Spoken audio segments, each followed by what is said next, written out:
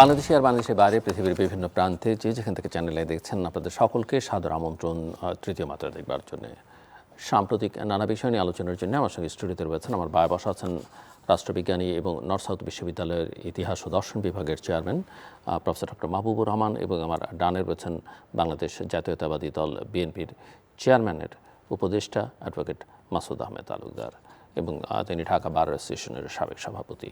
স্বাগত আপনাদের দুজনকে তৃতীয় মাত্রায়। নির্বাচন অতি সন্নিকটে, মাত্র কয়েকটা দিন বাকি আছে, কিন্তু এখনও পর্যন্ত নির্বাচনের উৎসবের যে আমেজ, যদিও বলা হচ্ছে একটা উৎসবমুখর নির্বাচনের দিকে বাংলাদেশ যাচ্ছে, সেই আমেজটা তৈরি হয়নি।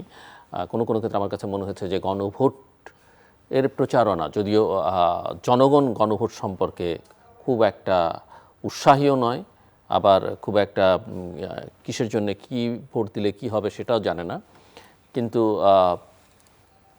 সংসদ নির্বাচনের আসলে সেই অর্থে তেমন কোনো আবহ এখন পর্যন্ত তৈরি হচ্ছে বলে মনে হচ্ছে না। যদিও প্রধান ক্রিয়াশীল রাজনৈতিক দলগুলোর মধ্যে এক ধরনের উৎসাহ লক্ষণীয় নির্বাচনকে কেন্দ্র করে, তাদের অভিযোগ পাল্টা অভিযোগ আছে, কিন্তু নির্বাচনকে কেন্দ্র করে এখনও পর্যন্ত অনেকের মধ্যে নানা রকমের সংশয় অনিশ্চয়তা আছে এবং একটা বড় আশঙ্কার জায়গা সেটা হচ্ছে যে সহিংসতা, ভায়োলেন্স কী পরিমাণ হতে পারে, কতটা পিসফুল ইলেকশন হবে।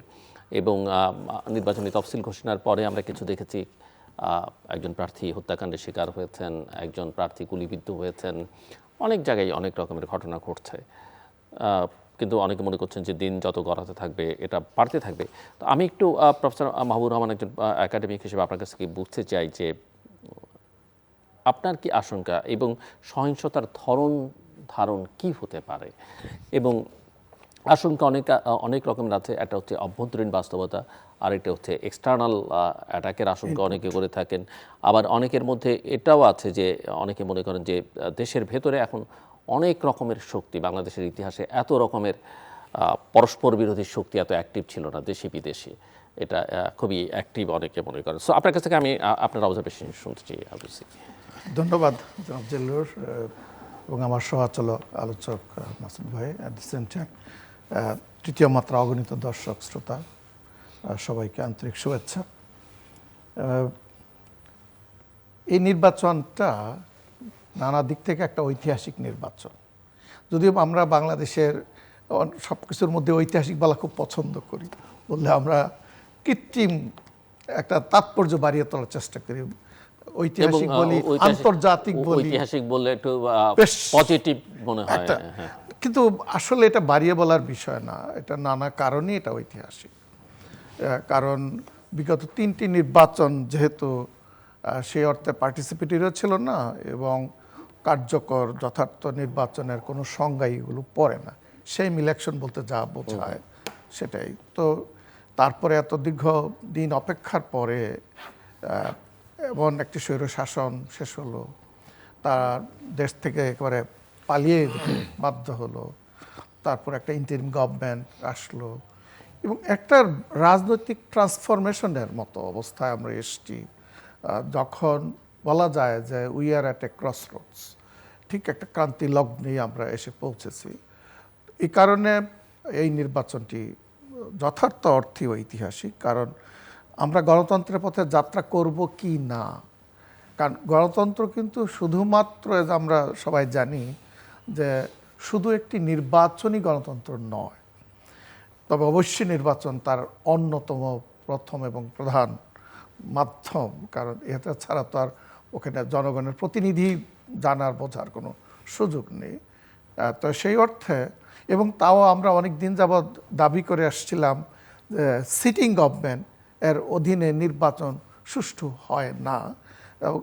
বাংলাদেশের ইতিহাসও বলে যে যারা ক্ষমতায় থাকেন তারাই দেখা যায়, যদি নির্বাচনটা তারা করেন তাহলে তারাই নির্বাচিত হন, আর যদি তত্ত্বাবধায়ক বা অন্তর্বর্তী বা যারাই করেন তাহলে বিরোধীরা নির্বাচিত হয়ে আসে।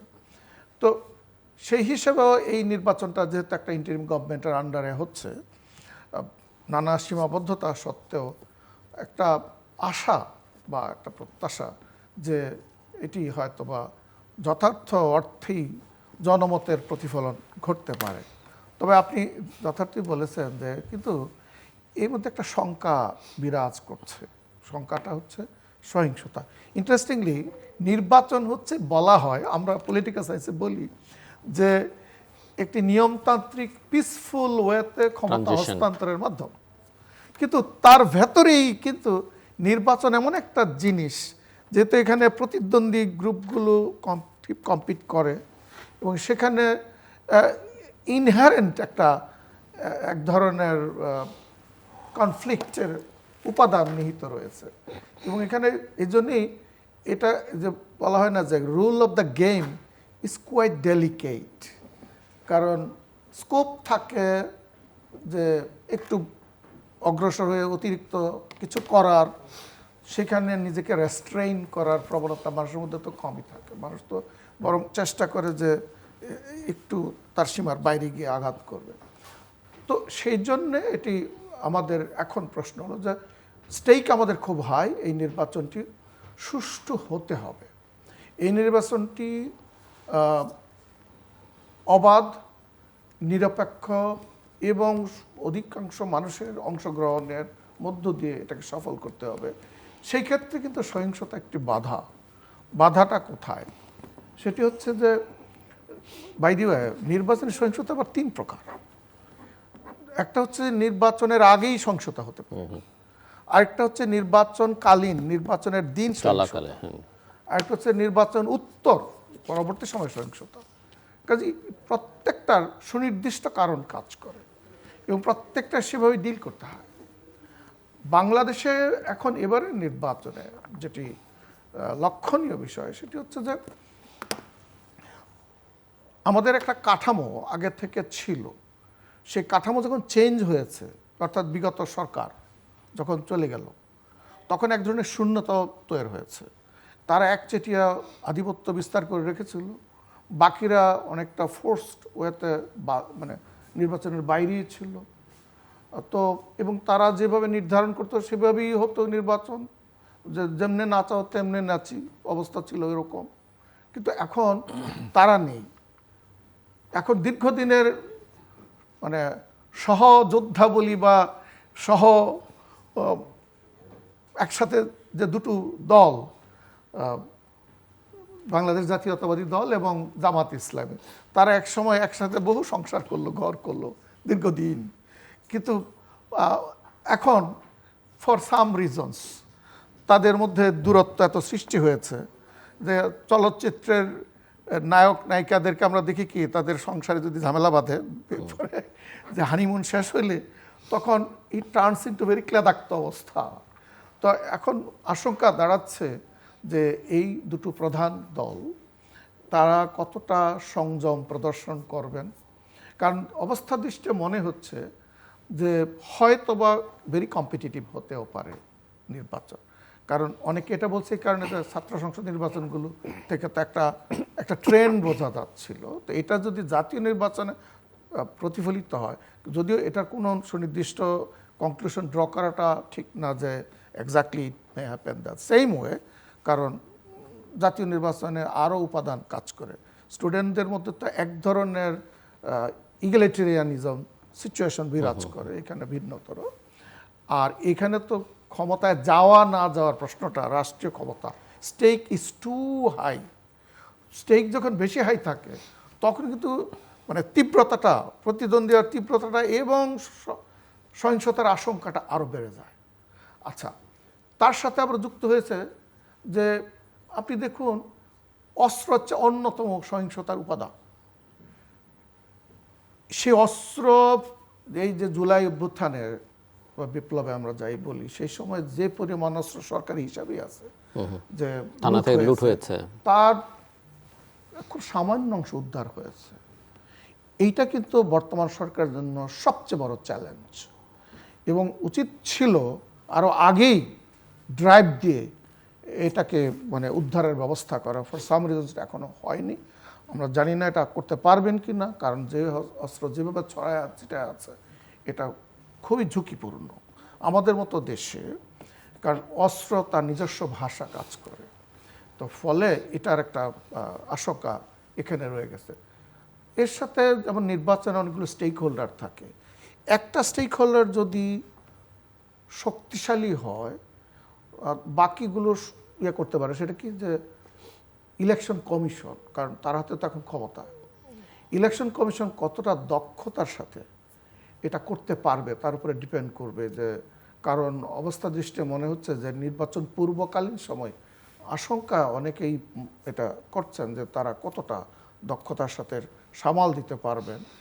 এরপরে আরও দুটো জিনিস নিয়ে প্রশ্ন দাঁড়াচ্ছে এখন, সেটা হচ্ছে যে পুলিশ বাহিনী। কারণ মনে রাখতে হবে সিভিল প্রশাসন, পুলিশ প্রশাসন এগুলো কিন্তু বিরাট স্টেক হোল্ডার। নির্বাচন কমিশন তো অ্যাবস্ট্রাক্ট কিছু না। নির্বাচন কমিশন ইটসেলফ ইজ নট মানে অ্যান এন্টিটি যারা সব কিছু করে ফেলতে পারে, because they have to depend upon the law enforcement, তারা অনেক কিছুর উপরে। সেইখানটায় যেমন একটা সিম্পল উদাহরণ দিচ্ছি, আজকের কাগজেই দেখলাম কোন একজন পুলিশ অফিসার এই রংপুরে যে যিনি জুলাইয়ের পরে যিনি বলেছেন ওইটা নাকি যথার্থ ছিল, ওই যে গুলি বর্ষণ, সেই পুলিশ কর্মকর্তা এখনও জবে বহাল আছেন এবং তিনি একটা গুরুত্বপূর্ণ জায়গায় দায়িত্ব পালন করছেন। এটা কিন্তু খুবই আশঙ্কাজনক বিষয়। এইরকম পুলিশ কর্মকর্তারা যদি বিভিন্ন জায়গায় থাকে, তারা কোনো দলের পক্ষ নেওয়ার দরকার নেই। তারা ওই যে একটু আগে আপনি বললেন বাইরে থেকে যে ইনপুট, যারা নির্বাচনকে ভণ্ডুল করার জন্য অলরেডি ঘোষণা দিয়ে রাখছেন প্রাক্তন পলাতক প্রধানমন্ত্রী, প্রকাশ্যে দিল্লিতে তারা তথাকথিত সাংবাদিক সম্মেলন করছেন, সেখানে তার অডিও বার্তা পাঠ করা হচ্ছে, তিনি আহ্বান জানাচ্ছেন।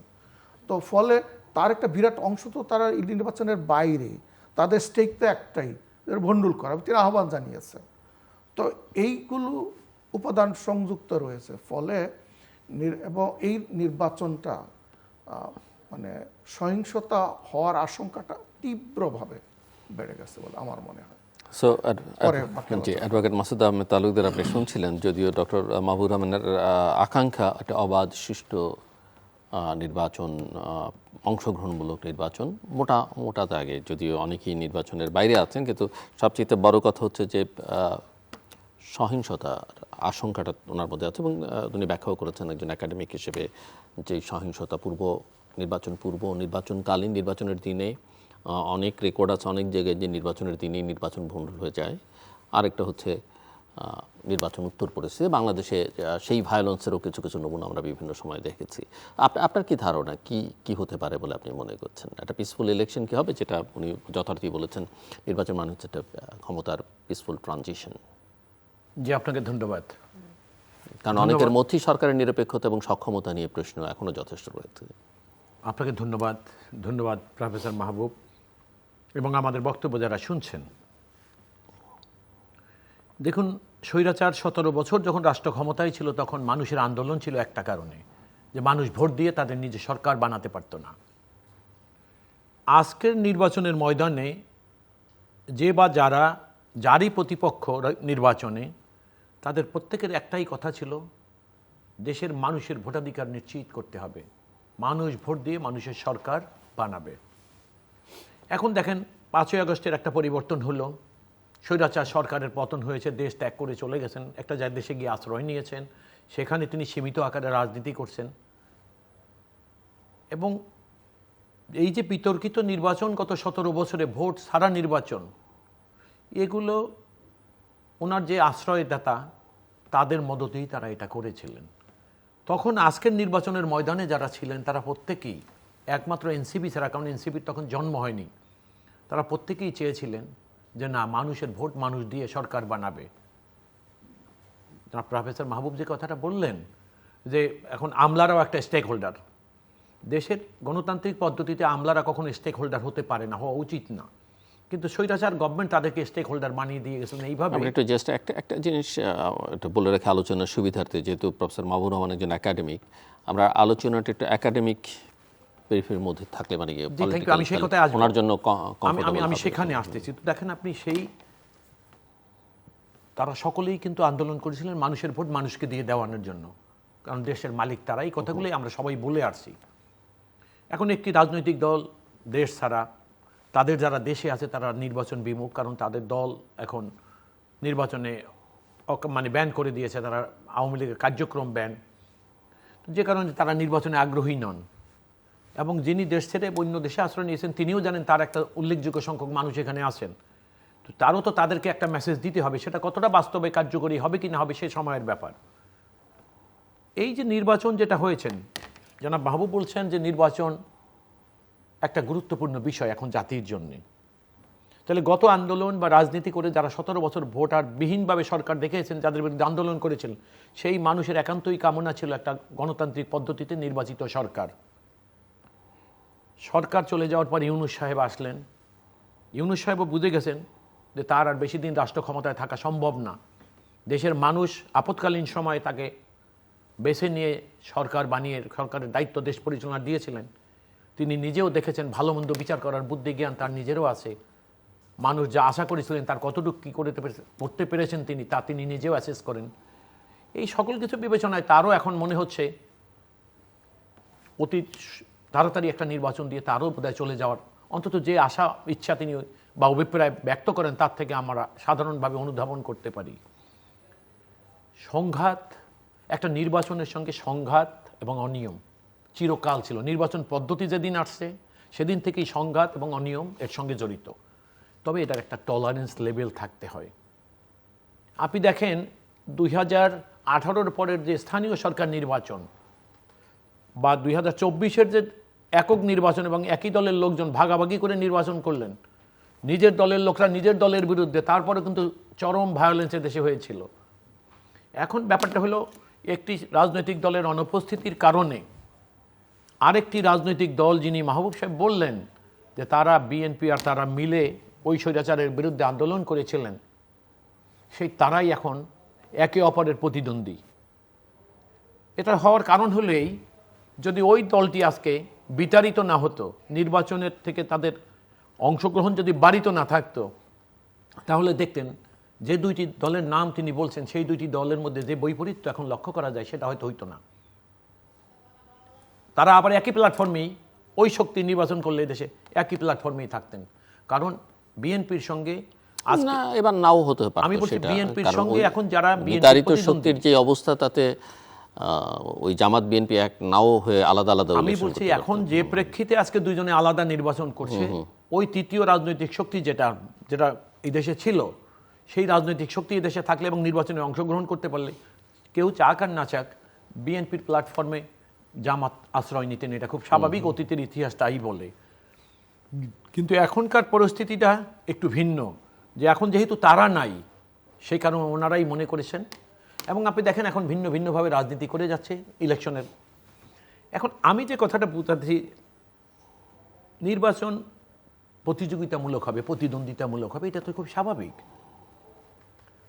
রাজনীতির ময়দানে প্রতিপক্ষকে রাজনীতির কৌশল দিয়ে ঘায়েল করবে একে অপরকে, এটা খুব স্বাভাবিক। কারণ নির্বাচনের পরে দেখবেন আপনি, নির্বাচনের আগে বা নির্বাচন চলাকালীন সময় আমি দেখছি প্রতিদ্বন্দ্বী রাজনৈতিক দল তারা একে অপরকে রাজনৈতিক কলাকৌশল দিয়ে যেভাবে ঘায়েল করে, মানুষের কাছে যেভাবে উপস্থাপন করে, প্রত্যেকের শ্রেষ্ঠত্বটা মানুষের কাছে উপস্থাপন করে গ্রহণ করার জন্য কঠিন প্রচেষ্টা প্রায় আর চালিয়ে যেতেন। কিন্তু দুর্ভাগ্যজনক হলো রাজনীতির সঙ্গে যখন মিথ্যাচার যোগ হয়ে যায়, ইলেকশনের সঙ্গে যখন মিথ্যাচার যোগ হয় এবং মিথ্যাচার যখন ব্যাপক আকার বা রূপ ধারণ করে, তখন প্রকৃত সত্য এবং মিথ্যা এর ফারাক করা সাধারণ মানুষ যে সময়টা পায় নির্বাচনে, তাদের প্রতিনিধি নির্বাচনের, ওই মধ্যে ভুলে যায়। কারণ রাজনীতির ময়দানে দেখবেন যে সকল অপ্রিয় কথা এখন চলে আসছে, একজন আরেকজনের বিরুদ্ধে বলছে। এই দুটি দলের রাজনীতিতে নির্বাচনে প্রতিপক্ষ হওয়ার পরেও এটা কিন্তু মানুষের কাছে কাঙ্ক্ষিত ছিল না। তো সেই জন্য আমি মনে করি ভায়োলেন্স নির্বাচনে হবে, এটা হওয়াটা খুব স্বাভাবিক। কোন মাত্রায় হবে সেটা একটা বড় এটা মাত্রা নিয়ন্ত্রিত মাত্রায়। আমরা কিলিং দিয়ে শুরু করতে দেখলাম। এখন এই মুহূর্তে যখন আমরা কথা বলছি তখন ডিম ছুড়াছুড়ির মধ্যে সেটা আছে। কোথাও কোথাও সংঘর্ষ আমরা দেখলাম, সম্ভবত ময়মনসিংহে দেখলাম বিএনপির দুই পক্ষের মধ্যে, মানে বিদ্রোহী প্রার্থী। আমরা চুয়াডাঙ্গায় দেখলাম জামাত বিএনপি, এবং আরও নানান জায়গায় নানা রকমের ঘটনা ঘটছে। দেখেন আমার অভিজ্ঞতা যেটা, আমি সেটাই আপনাকে শেষ করে আনতে হবে। হ্যাঁ, আমি যেটা বলতেছিলাম যে নির্বাচনে সংঘাত হবেই। এখন এবারের নির্বাচন ফেয়ার হওয়ার পিছনে সবচেয়ে বড় কারণ আমার মতে মানে আপনি আশা করছেন ফেয়ার হবে? হ্যাঁ, হওয়া উচিত। এই কারণে উচিত তো একটা না, না, জিনিস, হতে আরেকটা হবে এই উচিত- কারণে উচিত তো শেখ হাসিনার আমলেও ফেয়ার হওয়া উচিত এদেশে ছিল। ফেয়ার নির্বাচন না হওয়ার যে পদ্ধতি সমাজে প্রতিষ্ঠিত, তার একটা মাত্র কারণ ছিল, জনগণ যখন ভোট দিতে পারে নাই, তখন যারা ফেয়ার নির্বাচন করার দায়িত্ব ছিলেন তারা একটি রাজনৈতিক দলের জন্য ইনক্লাইন ছিলেন। জনগণের বিপরীতে তারা একটা শক্তি হয়ে দাঁড়ালেন এবং তারা নিজেরা সরকার বানাতেন এবং তারা তাদের সঙ্গে মিলেমিশে দেশটাকে হরিলুট করেছেন। এখন বিষয় হলো, এখন যে সরকার, আপনি দেখেন নির্বাচনে সেনাবাহিনী ময়দানে থাকলে এই সেনাবাহিনী আর স্বৈরাচারের সময়কার সেনাবাহিনীর মধ্যে এখন আকাশ পাতাল ব্যবধান। এটা কী কারণে? স্বৈরাচার পতনের পরে এই দেশের ক্ষমতা দখল করার কথা ছিল সেনাবাহিনীর, সেনাবাহিনী ক্ষমতা দখল করেনি, রাজনৈতিক দলের নেতারাও ক্ষমতা দখল করেনি। তাহলে বিষয়টা কোথায় দেখেন? সেনাবাহিনী যখন ক্ষমতা দখল করে নাই, তার মানে সেনাবাহিনী চেয়েছিলেন জনগণ, তাদের প্রতিনিধি রাজনীতিবিদরা, জি, তারা এটা করুক। আমি এইভাবে শেষ করি। আমি জাস্ট একটা প্রশ্ন রেখে আমি ডক্টর মাহবুব রহমানের কাছে যাই, পরে আপনার উত্তরটা আমি শুনবো আপনার কাছ থেকে। আমি এইটাতে একটু শেষ করার পরে আপনি আধা মিনিটে প্রশ্নটা নিচ্ছি। আধা মিনিট হলে ঠিক আছে। তো আমি কি জন্য বলছি কথাটা, এখন যারা নির্বাচনে প্রভাবিত করে ভোটারবিহীনভাবে সরকার বানাতো, তারা এবার কোনো দলের জন্য ইনক্লাইন না। এখনকার অভয়ব তাই, দেশের মানুষ সেটাই বিশ্বাস করে। হয়তো হাইডিংয়ে কি আছে সেটা প্রকাশ না হওয়ার আগে তো বোঝা যাবে না। স্বাভাবিক হিসাব হলে সেনাবাহিনী কোনো দলকে ক্ষমতায় আনতে চায় না, সরকারের পছন্দের কোনো দল নাই, এই সরকার নিজে নির্বাচন করছে না। এখন বিক্ষিপ্ত সংঘাত, আর আমার বন্ধু যে কথাটা একটা বলেছেন অস্ত্রের কথা, আপনি দেখবেন 30 সেকেন্ডস। প্লিজ, ভায়োলেন্স হবে, এটা নিয়ন্ত্রণ করার দায়িত্ব গভর্নমেন্ট। এবং যারা সরকারের পক্ষে ইনক্লাইন না, সরকার যেহেতু নির্বাচন করে না, কোনো সরকারকে জোর করে ক্ষমতায় বসানোর তাদের অভিলাষ নাই, সেই জন্য আমি মনে করি ভায়োলেন্স সীমিত পরিমাণ হবে, এটা চিরকাল ছিল, নতুন কিছু না। থ্যাংক ইউ, আমরা সেরকম আশায় থাকলাম। প্রশ্ন আপনার কাছে, যেটা মানে আপনি তো অনেক আশা করছেন এবং উচিত কি সেটাও বলছেন। প্রশ্ন হচ্ছে যে একই দিনে দুটো নির্বাচন হচ্ছে, যেটা গণভোট হচ্ছে, একটা সংসদ নির্বাচন হচ্ছে, এবং সরকার গণভোটের পক্ষেই না শুধু, গণভোটের যে হ্যাঁ বা না, হ্যাঁর পক্ষে একটা প্রচারণা চালাচ্ছে। এক ধরনের কারো ভাষায় পক্ষপাতিত্ব, কিন্তু সরকার প্রশাসন সবাই মিলে এই প্রচারণাটা চালাচ্ছে। এই প্রচারণার মধ্যে সংসদ নির্বাচনটা, মানে যেখানে সরকার একটা পক্ষ, সেখানে ওই নির্বাচনটা নিরপেক্ষ আশা করেন কিভাবে? প্রশ্নটা থাকলে আপনার কাছে। প্রফেসর মাহবুব রহমান, আপনি আলোচনাটা বলছিলেন যে বাকিটা আপনি পরে আলোচনা করবেন, তো আপনার অসমাপ্ত কথাও আমি শুনতে চাই। একই সঙ্গে প্রতিকারের এই যে সহিংসতার যে আশঙ্কা বা ধরন ধারণগুলো আপনি বললেন, কখন হতে পারে, কোন কোন সময়, কিভাবে, সেখান থেকে আসলে কিভাবে আমরা প্রতিকার পেতে পারি? মাসুদ ভাই যেখানে শেষ করেছেন আমি ওখান থেকে শুরু করতে চাই। সেটি হচ্ছে যে এই নির্বাচন সহিংসতাপূর্ণ হওয়ার আশঙ্কা থাকলেও এটা একটা litmus test for the Yunus government, যে তারা আসলে আগের যাই কিছু তাদের সাফল্য ব্যর্থতা যা থাকুক, এই নির্বাচন যদি সুষ্ঠু করতে না পারেন, তাহলে কিন্তু যে মাঝি তোমার 16 আনাই মিছের পর্যায়ে চলে যাবে। সেই জন্যে আমি মনে করি তাদের সরকার অন্তত এই দিকটায় মনোযোগ দেবেন। তাহলে কি করতে পারে? এটা অন্যান্য স্টেক হোল্ডারদের কিন্তু দায়িত্ব আছে, আমরা সেই জায়গায় পরে আসি। আমি একটু শুধু অ্যাড করবো মাসুদ ভাই সেড, সেটা হলো ভায়োলেন্স হতে পারে, কিন্তু একে কিন্তু মেনে নেওয়া যায় না, কারণ জানমালের প্রশ্ন দাঁড়াবে এবং নির্বাচন সুষ্ঠু না হলে যে সরকার আসবে তার বৈধতাও প্রশ্নের মুখে পড়বে। আমি একটা উদাহরণ দিই। পাকিস্তানে 1977 সনে জুলফিকার আলী ভুট্টোর অধীনে একটি নির্বাচন হয়েছিল। সেই নির্বাচনে ভুট্টো জয়লাভ করে ভালো মতোই, কিন্তু প্রতিদ্বন্দ্বী বাকি রাজনৈতিক দলগুলো এই ফলাফল মানেনি। সম্ভবত মুফতি মাহমুদ বা তাদের নেতৃত্বে, ইফ ইউ রিমেম্বার প্লিজ, তারা প্রথম দিকে প্রতিবাদ শুরু করলো, অনেকেই গুরুত্ব দেয়নি, ভাবলো যে হেরে গেলে তো সবাই বলে ইট ওয়াজ সামথিং লাইক দ্যাট। কিন্তু ওইটা যে এত গণভিত্তি লাভ করবে কেউ বুঝতে পারেনি। এমন অবস্থায় গেল পাকিস্তানের রীতিমতো অচল অবস্থা। জিয়াউল হক, মানে ওই যে বলে নিতান্ত অনিচ্ছা সত্ত্বে, আমাদের এরশাদ সাহেবের একটা কথা ছিল এরকম, তো জিয়াউল হক তখন এসে ক্ষমতাটা নিয়ে নিলেন। আচ্ছা, কারণ এটাও কিন্তু বাস্তবতা যে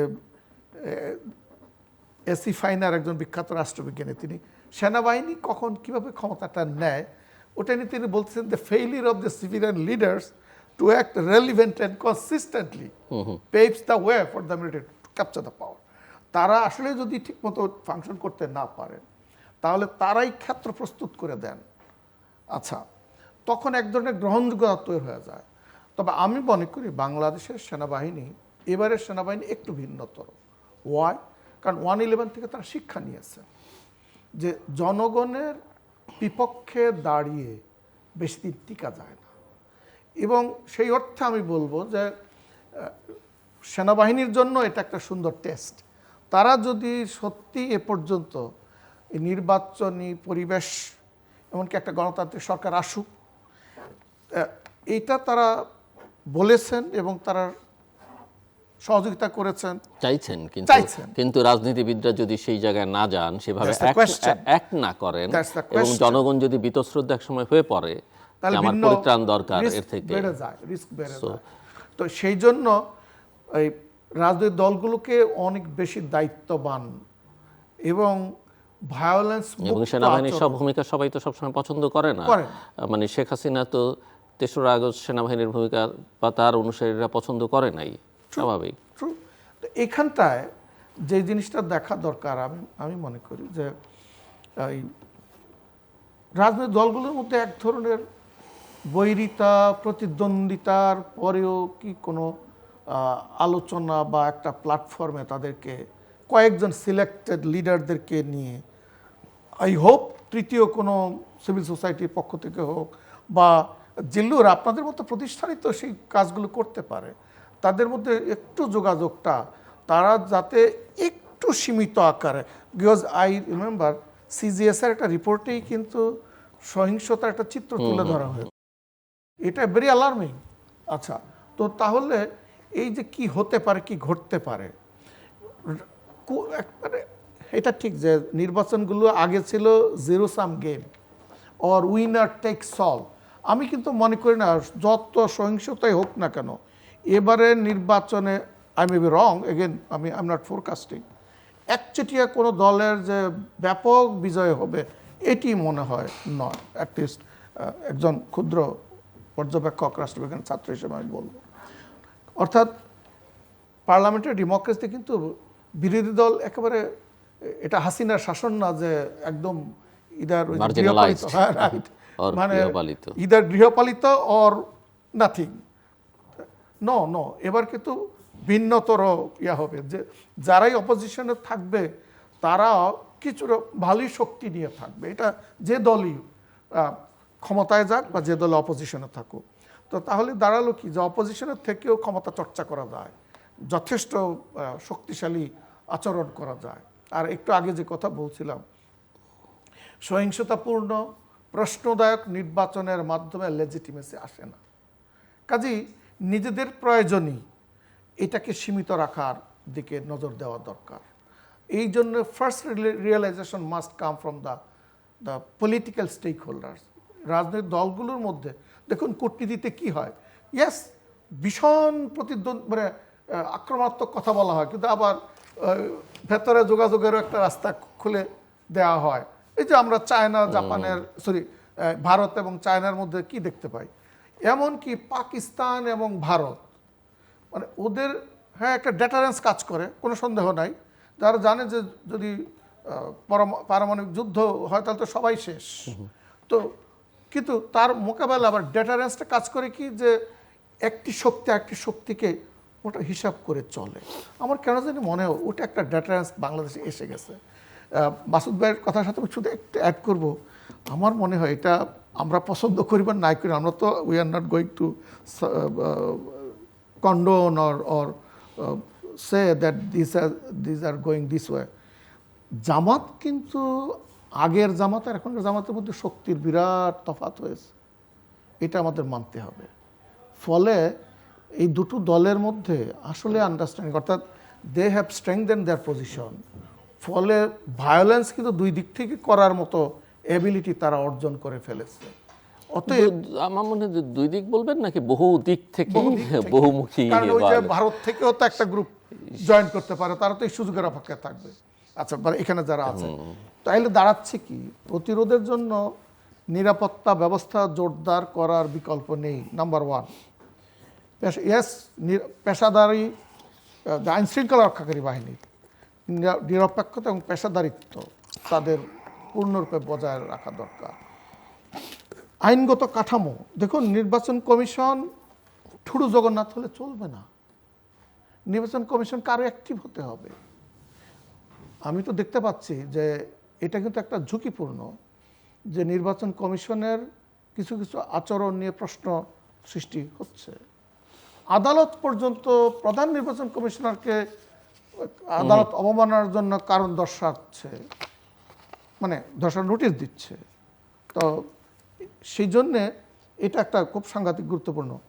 ভুল তথ্য পর্যবেক্ষণ, ডিজিটাল নিয়ে তো এদিকে একটু খেয়াল করা দরকার, কারণ এটা খুব মুহূর্তের মধ্যে স্ফুলিং এর মতো ছড়ায় পড়ে। কাজেই মিস ইনফরমেশন, ডিসইনফরমেশন এগুলো তো, আর ঝুঁকিপূর্ণ দুর্বল গোষ্ঠী, এখন সেটা আপনি যেভাবে বলেন, নারীদের কথা বলেন, মাইনরিটির কথা বলেন, এদিকটাও খুব খেয়াল রাখা দরকার, না হলে পরে সম্ভব হবে না। নিরপেক্ষ নির্বাচন পর্যবেক্ষণ একটা গুড সাইন, ভালো দিক আমি মনে করি। প্রায় 55,000 দেশীয় এবং 5,500 বিদেশি পর্যবেক্ষক আসতেছে। তবে তারা বেসিক্যালি পর্যবেক্ষণটাকে আমি অত জোর দিই না, ওই রিপোর্টে কি যায় আসে, ঘটনা যা ঘটা যদি ঘটেই যায় তাহলে তো আর পরে কিছু করা যায় না। তো সেই জন্যে আমি দেখুন, নির্বাচনী সহিংসতা কখন হয়, যেমন আগে একটা জনপ্রিয় স্লোগান আছে, আমার ভোট আমি দেব, যাকে খুশি তাকে দেব। চমৎকার, that's the ideal, the spirit. কিন্তু বিগত আওয়ামী লীগের আমলে আমরা দেখছি কি, তোমার ভোট আমি দেব, তুমি কি করে দেখে নেব।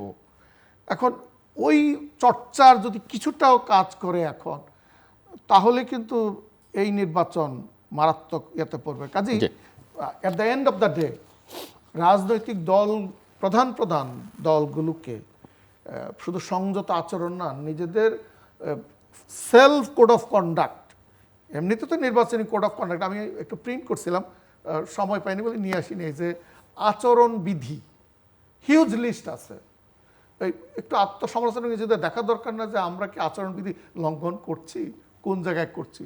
নিজেদের কর্মীদেরকে এই নসিহত, এই উপদেশ এবং তাদেরকে বাধ্য করা যে যদি তোমরা এটা ভণ্ডুল করো তো মনে রেখো এই দলের নির্বাচনে দেশের বিজয় হওয়াটা বেশি দরকার, সেদিকে আমাদের নজর দিতে হবে। অ্যাডভোকেট মাসুদ আহমেদ তালুকদার, আপনি বলবেন, এবং আপনার কাছে আমার একটা প্রশ্নও ছিল, আমার মনে হয় আপনার শরণার্থী। জি ধন্যবাদ।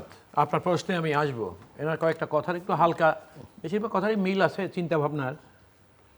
যেমন ইনি একটা কথা বলেছেন 1977 সনের ভুট্টোর ইলেকশনের কথা বলেছেন, অত দূর পাকিস্তানে যাওয়ার দরকার নাই।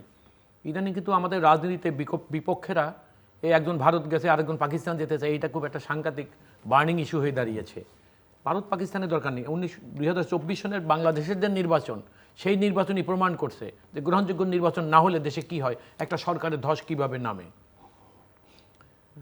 আমি আপনাদেরকে শুরুতেই একটা কথা, আপনি 24, তার আগেও তো বহুবার 18 গেছে, 14 গেছে, কিছু হয়নি। না, আমি বলছি তার সাস্টেইন করেছে তো সরকার, তো টিকে ছিল। আমরা আমাদের দেশেই 24 আমাদের কাছে একটা উদাহরণ, আমি সেই কথাটা বললাম।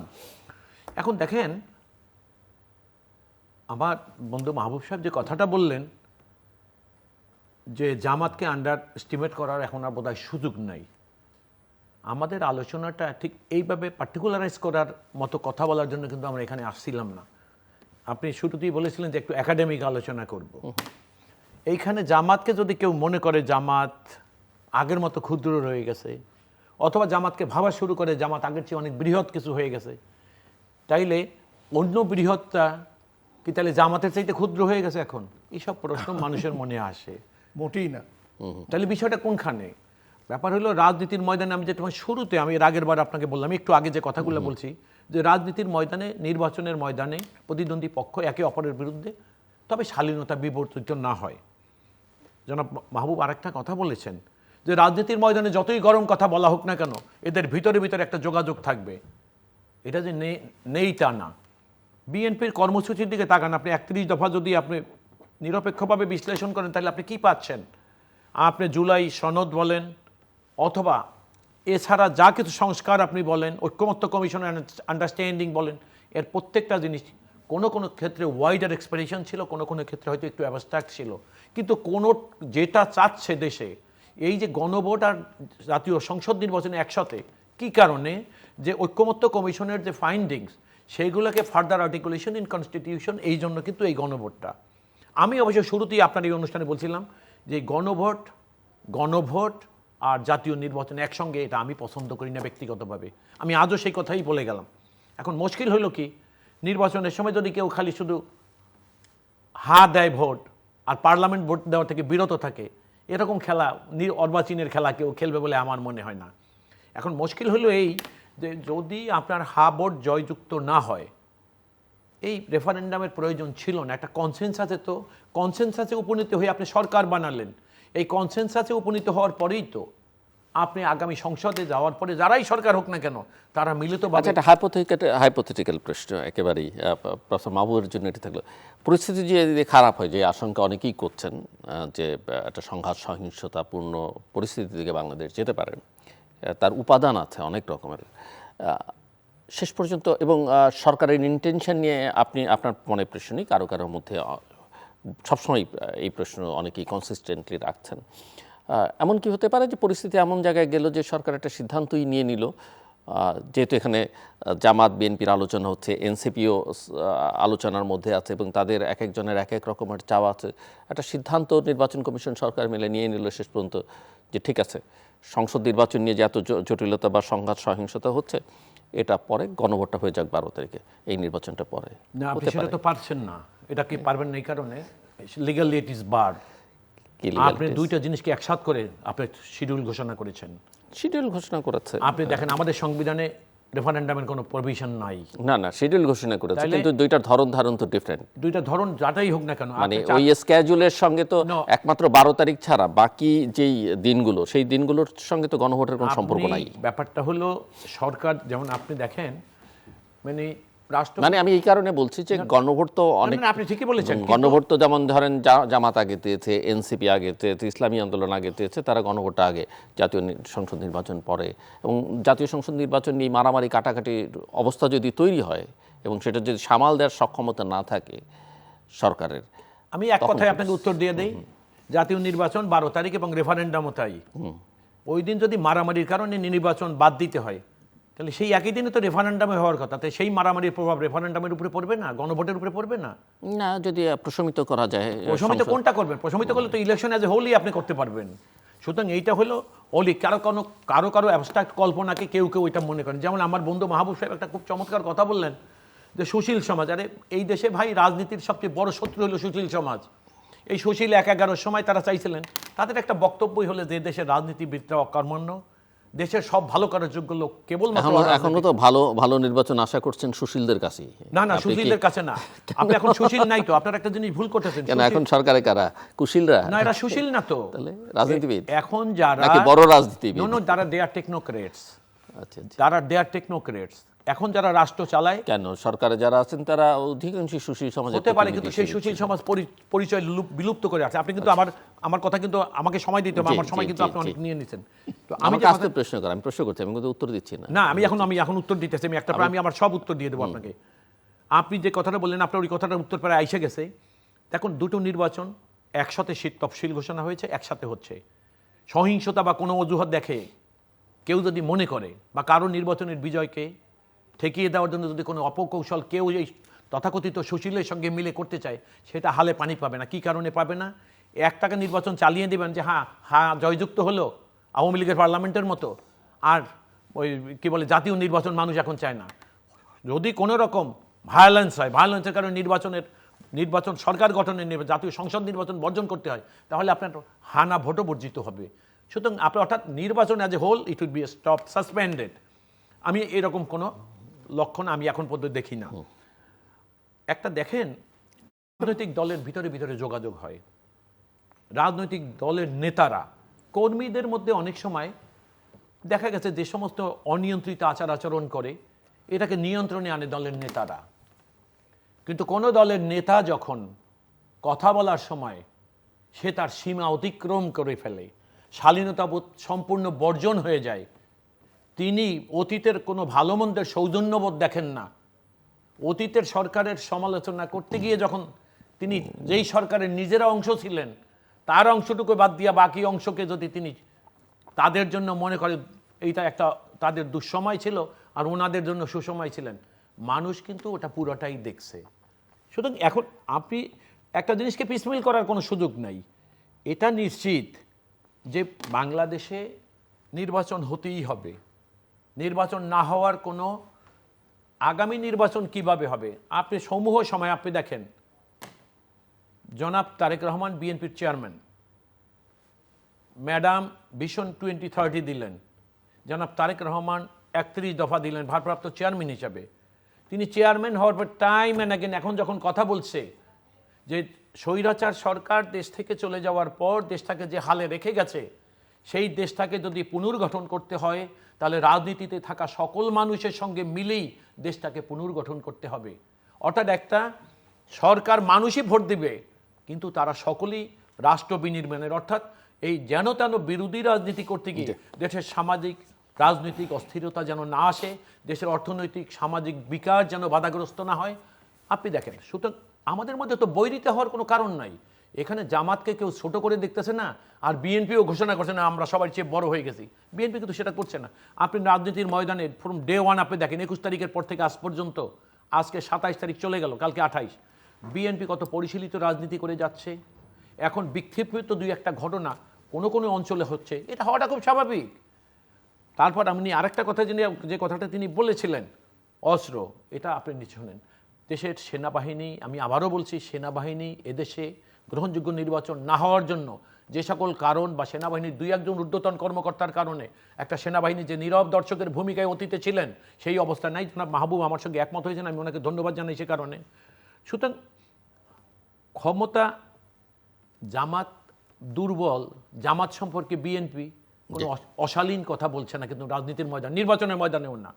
কিন্তু আমার অত্যন্ত পরিতাপের বিষয়, জামাত শক্তিশালী না দুর্বল, এটা জামাতের নিজস্ব অ্যাসেসমেন্টের ব্যাপার, আমাদের না। আর জনগণ, সবচেয়ে বড় ব্যাপার হলো কি, আমরা 17টা বছর আন্দোলন করেছি, 17 বছর আন্দোলন করেছি, মানুষের ভোট মানুষ দিবে। বিএনপি বারবার বলে যাচ্ছে জনগণ যাকে ভোট দিবে তারাই সরকার করবে। ধন্যবাদ। এখন আমাদের বিষয়টা হলো কি, আমরা আন্দোলন করেছি জনগণের ভোট জনগণ দিবে। আর জামাত যদি মনে করে হ্যাঁ জামাত পপুলার হয়েছে না কি না হয়েছে, জামাতের এই কথা তো মানুষ বলে যে জামাত অন্যায়ভাবে, যার আশ্রয় প্রশ্রয়, যার সঙ্গে সখ্যতা করে জামান এতদিন রাজনীতির ময়দানে শক্তি হিসাবে নিজেকে জানান দিতেন, তারা যখন তাদের বিরুদ্ধে লাগে, তাদের বিরুদ্ধে যখন মিথ্যাচার করছে, ধন্যবাদ। এইসব মিথ্যাচার। ডক্টর মাহবুব রহমান, আমরা একেবারে শেষে ফাইনাল রাউন্ড, সো আপনাদের দুজনের জন্য সমান সমান সময় 5 মিনিট করে আলোচনাটা শেষ করবার জন্য আপনি।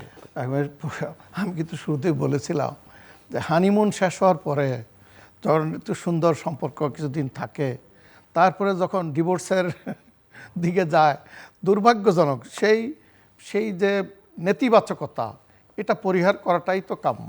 এবার আনফর্চুনেটলি তা হয়নি, হলে ভালো হতো। এখন আমার মনে হয় কোন দল জিতলো কোন দল হারলো তার চাইতে যেটা মোস্ট ইম্পর্টেন্ট, যে এই যে এতগুলো জীবন ঝরে পড়লো, যে এবং একটা নতুন বাংলাদেশের যাত্রা আমরা শুরু করতে যাচ্ছি, যে আমরা বলছি, এই ব্যাপারে কিন্তু আমাদের কনসেনসাস আছে একেবারে অ্যাক্রস দ্য বোর্ড। আমি মনে করি শুধুমাত্র যারা পালিয়ে গেছে কিংবা যারা তাদের সাথে, বিশেষ করে যেমন দলের নাম নিতে চায়, নিলে তো আবার সমস্যা। একটি দল বলছে যে এই নির্বাচন, এই গণভোটে হা হলে সর্বনাশ হয়ে যাবে, না দিতেই হবে।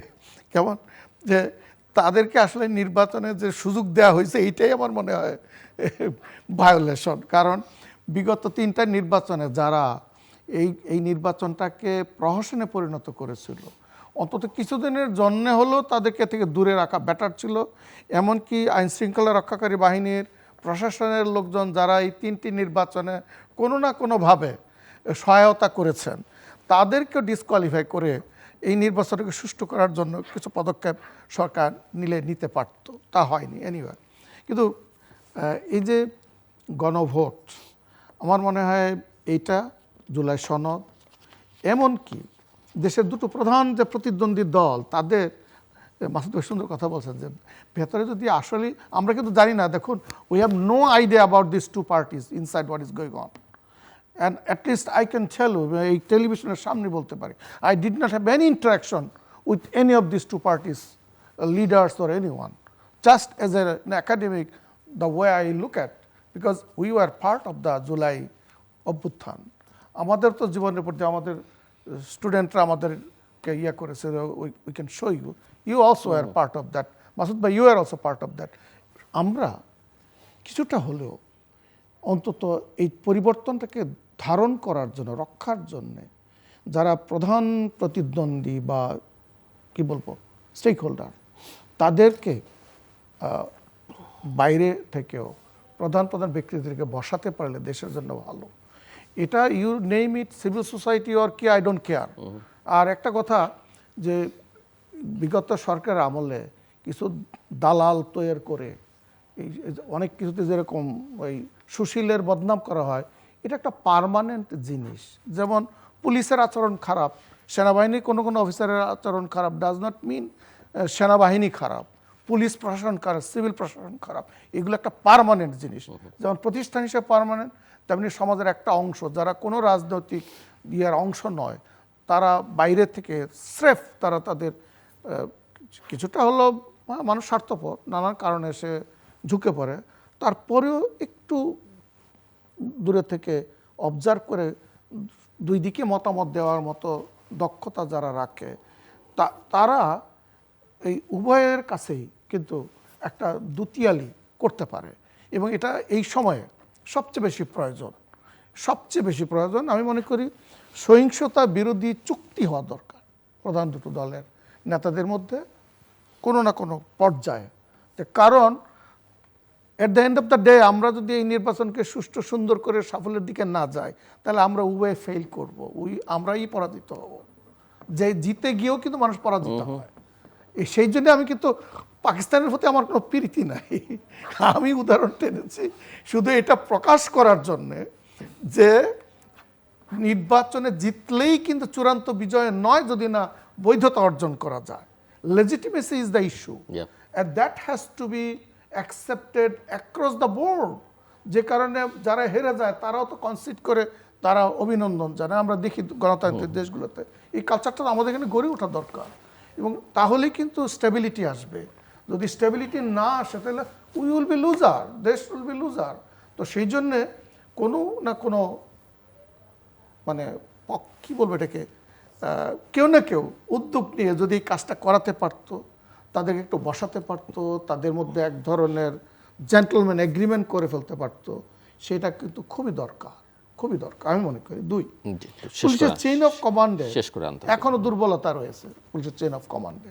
তো সেই জন্যে অফিস সেনাবাহিনীকে গতকালকে দেখলাম চিফ অ্যাডভাইজার বলেছেন সেনাবাহিনীকে ম্যাজিস্ট্রেসি ক্ষমতা দেওয়া সহ তাদেরকে আনতে হবে, মোতায়েন করতে হবে, কোনো সন্দেহ নেই। আর যারা সিস্টেমের বাইরে চলে গেছে, দেশের বাইরে, যে কোন ঠাসা আওয়ামী সমর্থক যারা, তারাও যাতে কোনো ভেতর থেকে যে গুপ্ত ইয়ে থেকে এসে, তবে আমি মনে করি না তারা এত শক্তি রাখে। কারণ বলছি এই জন্যে অনেক হাইপ তৈরি করে বিভিন্ন সময় আমরা দেখেছি, কিন্তু বাস্তবে কিন্তু হাইপের সাথে রিয়ালিটি নাই। কাজে ওইটাকে আমি অত চ্যালেঞ্জ মনে করি না, যতটা না দুটো দলের প্রধান স্টেক হোল্ডারদের মধ্যে তারা যদি করতে পারে আমি মনে করি। এবং এর সাথে লাস্ট কথা হলো যে নির্বাচন কমিশনের একটা ফ্যাক্ট ফাইন্ডিং ইয়া দরকার, চেক করা, তাদের পদক্ষেপ গ্রহণ করা before it goes further. Thank you very much. ধন্যবাদ অ্যাডভোকেট মাসুদ আহমেদ। দেখুন, জনাব মাহবুবের কথায় মনে হলো যে সংঘাত বিএনপি আর জামাতের মধ্যে হবে। আমার কাছে কিন্তু তা মনে হচ্ছে না। বাংলাদেশে জামাত ছাড়াও নির্বাচনে আরও অনেক স্টেক হোল্ডার আছে, কিন্তু ইনি এটাকে একদম জামাত ছাড়া জামাতের সঙ্গেই তো 10টা ইনি চিহ্নিত করে তারা তো যেমন আজকে যে মাসুদ ভাই allow me 1 second or few second please, যে এখন আমরা বলতে জোট অত বোঝায় যে জোটের মধ্যে মানে যারাই থাকে, তো বিষয়টা ওই জন্য ওইভাবে দেখা হচ্ছে। আমি আপনাকে যে কথাটা বলি, আমি খুব সংক্ষেপে শেষ করে দেব। মানে জনাব মাহবুবের কথায় মনে হলে বিএনপি আর জামাত এরাই সংঘাত করবে। আর একটু আগে উনি এটাও বলে রাখছে যে জামাতের আগের মতো ছোট ভাবার আর এখন আর কোনো সুযোগ নাই। এগুলো ইঙ্গিতপূর্ণ কথা। আমাদের এই কথাগুলো জনাব মাহবুব শুরুতে যে কথা বলছেন শেষে এসে কিন্তু সেই কথা থেকে উনি নিজেই আবার সরে গেলেন। আমি খুব পরিষ্কার আপনাকে কথা বলে দিচ্ছি, একদম পরিষ্কার। সেটা হলো এই, এখন দেশে নির্বাচন চলে, প্রত্যেকটা রাজনৈতিক দল জোট এবং কেউ কেউ নিজেরা নির্বাচনী আতাত, কেউ রাজনৈতিক জোট করে নির্বাচন করছেন। এই নির্বাচনের এখন সময় আর মাত্র 12 তারিখ, 15 দিন সময় নাই আমাদের হাতে। সেই সময় নির্বাচন বাদ দিয়ে সুশীল সমাজের মাধ্যমে দুইটি রাজনৈতিক দল জামাত আর বিএনপি, এনার কথা শুনে যেটা মনে হলো, আমাদের এই টকশো যদি কোনো মানুষ আজকে দেখে তাহলে তারা মনে করবে যে আগামী নির্বাচনে জামাত আর বিএনপি মারামারি করবে। এটাই এনার কথা শুনলে মূল অর্থটা এটাই দাঁড়ায়। আমি কিন্তু এটা কখনো মনে করি না, এটা হবে না জামাত বিএনপির। বিক্ষিপ্ত ঘটনা যেগুলো ঘটবে, আর এই পদকালে আপনি দেখেন 21 তারিখের পর থেকে আজকে পর্যন্ত নির্বাচনের সহিংসতা বলতে যে জিনিসের এপ্রিহেনশন আমাদের মধ্যে কাজ করে, দেশের মানুষের মধ্যে কিন্তু সেটা অতটা কাজ করছে না। কী কারণে? আপনি 21-এর পর ভোটার যখন প্রচারণার মাঠে নামিয়ে গেল রাজনৈতিক দলরা, সেই রকম বড় রকম কোনো ঘটনা কিন্তু ঘটেনি। কোনো বড় ঘটনা, আমি আবারও বলছি, ওই আজকে নাকি শাহজাহানপুর্ণা কোথায় ডিম মারছে না গতকালকে, এরকম তো একটা ছোটোখাটো এই নির্বাচনে এগুলো থাকে। তবে এসব জিনিসকে নিয়ন্ত্রণ করতে পারা ভালো, এগুলোকে নিয়ন্ত্রণ করতে পারলে, কারণ খেয়াল রাখতে হবে এবং তাদেরই দায়িত্বটা বেশি, এটার দায়িত্বটা, এটা স্যাবোটেজ হতে পারে, কেউ একটা করে কোনো বড় দলের উপরে দায়িত্ব মানে ব্লেম দেওয়ার জন্য ওটা করে। তো সেই জন্য এটা আপনি দেখেন যে কথাটা বলছে, ইনি একটা কথা বলছেন, কত আমরা 17টা বছর আন্দোলন করলাম গ্রহণযোগ্য নির্বাচনের জন্য, আওয়ামী লীগ নাই নির্বাচনে অংশগ্রহণ করতে পারছেন, একটা 60% মানুষ নির্বাচনে ভোট দিবে না, তাদের নেত্রী বলতেছে ওই দেশ থেকে। আপনি উনি আরেকটা রাজনৈতিক দল ব্যান্ড করলেও ভালো হইতে, তাদের দোষর ছিল বলতেছেন, তারাও 8-10% লোক, তাহলে 40% একটা লোকের, একটা দলের লোক তারা নির্বাচনে নাই। ওনার বক্তব্য অনুসারে 10% লোক তাদেরকেও যদি বাদ দেওয়া যাইতো, তাহলে 50% লোক ভোটে নির্বাচনে অংশগ্রহণ করতে, তাহলে 50% লোকের মধ্যে নির্বাচনে কাস্ট হইতো 30% লোক বা 35%। তাহলে দেখেন যে নির্বাচনের আগেই একটা অসম্পূর্ণ ভোটের মাধ্যমে নির্বাচন কত বিপজ্জনক কথা আমার বন্ধুরা বলেন। আমি মনে করি না, কিন্তু আপনি যদি ওনার কথা বিপজ্জনক বলেন তাহলে তো আপনি ওই ক্যাম্পেইন করছেন না যে যাদেরকে নির্বাচনের বাইরে রাখা হয়েছে তাদেরকে নির্বাচন করতে সেই সময় এখন নাই তো, দেওয়া উচিত ছিল, কিন্তু এটা তো আপনারা বলেন না। আমার বক্তব্য এখন নির্বাচনে আপনি যদি ওইটাকে থ্রেট মনে করেন যে ওই ভোটার টার্ন আউট এরকম হবে, মনে করি না, আমি বলছি আপনি বলছেন যে 30% যদি হয়, কিন্তু আমি বলছি it is reality to explain, I am giving information, it's not a threat, it's information. তাইলে এখন দেখেন তারা এই যে জিনিসটা যেটা করতেছে, ব্যাপারটা হলো কি, আপনি নির্বাচন গ্রহণযোগ্য হতে হবে। ইনি যেটা বলেছে এই মুহূর্তে দুইটি রাজনৈতিক দলের আন্ডার কারেন্ট থাকবে, একটা রাজনৈতিক দল আর একটা রাজনৈতিক দলের সঙ্গে ভিতরে গোপনে আতাত কথাবার্তা থাকবে। আমি দেখছি এরকম অনেক গুরুত্বপূর্ণ মিটিং আমি দেখেছি জীবনে, এটা থাকবে। কিন্তু এই মুহূর্তে নির্বাচন বাদ দিয়ে গিয়ে দুইটা রাজনৈতিক দল তারা গলাগুলি করবে আর রাস্তায় হাঁটবে, এটা হবে না। কারণ রাজনৈতিক ময়দানে ইতিমধ্যে বিএনপি অপেক্ষা অনেকে নিজেকে শক্তিশালী মনে করে ফেলছে। দলের শীর্ষ নেতারা এমন সব আজে বাজে কথা বলে যেটা তাদের কাছ থেকে কখনো আমরা আশা করিনি, কিন্তু আমরা দেখছি সেটা করে যাচ্ছে। তো এই জন্য আমি এই কথাটা এই জন্য বলতাম, শেষ করতে হবে। তো জামাতকে সংযত কথা বলতে হবে। আপনি আমাকে অন্যায়ভাবে, আপনি আমার সম্পর্কে যদি কথা বলেন, আমি আপনাকে উত্তর দেওয়ার সময় কিছু অন্যায় আমার কথার মধ্যেও চলে আসতে পারে। সুতরাং আপনি আমার সঙ্গে সংযত, আপনি আসসালামু আলাইকুম বললে আমি বাধ্য হই আপনার যত রাখতে ওয়ালাইকুম আসসালাম বলি আমি। আপনার আচার ব্যবহার আমার প্রতি ভালো না হলে, তো সেই জন্য দেখেন আমি এগুলো বলি, শেষ করতে হবে। সহিংসতা জামাত আর বিএনপির মধ্যে উনি যেটা ভাবছে ওই রকম ভাবনা আমার নেই। ভালো না হলে উনিও খুশি হবেন, দ্বিতীয় কথা হলো সবাই খুশি। কারো প্রশ্রয়ে মাঠের বা নির্বাচনের ময়দান দখল করে কেউ রংবাজি করবে, সেই অভয় এবার নাই। ধন্যবাদ। সুতরাং আমি মনে করছি দেশে গ্রহণযোগ্য নির্বাচন হবে, আর নির্বাচন হবে না আংশিক হবে, পিসমিলের কথা যেটা আপনি বলেছেন, গণভোটটা হয়ে যাক, জাতীয় নির্বাচন দরকার নাই, এটা এই 12 তারিখে এরকম যদি অলিক কেউ ভেবে থাকে, তবে জানাব মাহবুব রহমানের কথার মধ্যে এরকম একটা সুপ্ত গন্ধ আমি পেয়ে গেছি। উনি কিন্তু এটা বলেন, ওই প্রশ্নটা আমি করেছি, উনি করেন নাই, কিন্তু আমার ওনার কথার উত্তরের মধ্যে আমি মনে হয়েছে যে ওনার কাছে ওইটা খুব খারাপ, এই প্রশ্নের উত্তরই দেন। সেই জন্য আমি যেটা বলি, নির্বাচন হতে হবে, আমার কাছে নির্বাচনে জনগণ শুনেন, এই মুহূর্তে থ্যাংক ইউ সরকার কারা বানাবে এটা জনগণ নির্ধারণ করবে। সেই জন্য নির্বাচনের আমরা সামাজিক যোগাযোগ মাধ্যম ফেসবুক, এক্স এবং ইউটিউবে তৃতীয় মাত্রা লাইভ স্ট্রিম হচ্ছে, আপনারা দেখতে পারেন। টেলিভিশনের পর্দায় দেখতে না পারলে যে কোনো সময় যে কোনো স্থান থেকে ইউটিউবে তৃতীয় মাত্রা চ্যানেলটি সাবস্ক্রাইব করে এই পর্ব বা পুরনো পর্বগুলো আপনারা দেখতে পারেন। অ্যাডভোকেট মাসুদ আহমেদ তালুকদার এবং প্রফেসর মাহবুব রহমান, অসংখ্য ধন্যবাদ এই আলোচনা অংশ নেবার জন্য। দর্শক, নির্বাচনটা বাংলাদেশের জন্য জরুরি, এই বিষয়ে কারো মধ্যে কোনো ভিন্ন মত নেই। কেমন নির্বাচন? অবাধ, সুষ্ঠু, নিরপেক্ষ, গ্রহণযোগ্য, অংশগ্রহণমূলক, অন্তর্ভুক্তিমূলক, এটা একটা চাওয়া আইডিয়াল ইলেকশনের। হবে কি হবে না আমরা জানি না, তবে সমাজের রাষ্ট্রের একটা বড় অংশের মধ্যে নির্বাচনটা শান্তিপূর্ণ হবে কিনা, সন্ত্রাস বা সহিংসতা মুক্ত হবে কিনা, সেটাই আশঙ্কার বিষয় এবং সেটাই অনেকে বড় চ্যালেঞ্জ মনে করেন। আমরা আশা করি যে সবাই মিলে হয়তো সেই চ্যালেঞ্জও মোকাবেলা করা যাবে এবং সেটাই আমাদের সকলের আকাঙ্ক্ষা। আমরা চাই ক্ষমতার হস্তান্তরটা শান্তিপূর্ণ হোক এবং ফলাফল যেটা হবে সবাই মেনে নেবেন এবং দেশটা রাজনৈতিকভাবে স্থিতিশীল হবে এবং রাজনৈতিক স্থিতিশীলতা থাকলে সামাজিক অর্থনৈতিক স্থিতিশীলতা নিশ্চিত করা যাবে। আমাদের সঙ্গে থাকবার জন্য অসংখ্য ধন্যবাদ। আপনাদের সবার জন্য শুভকামনা।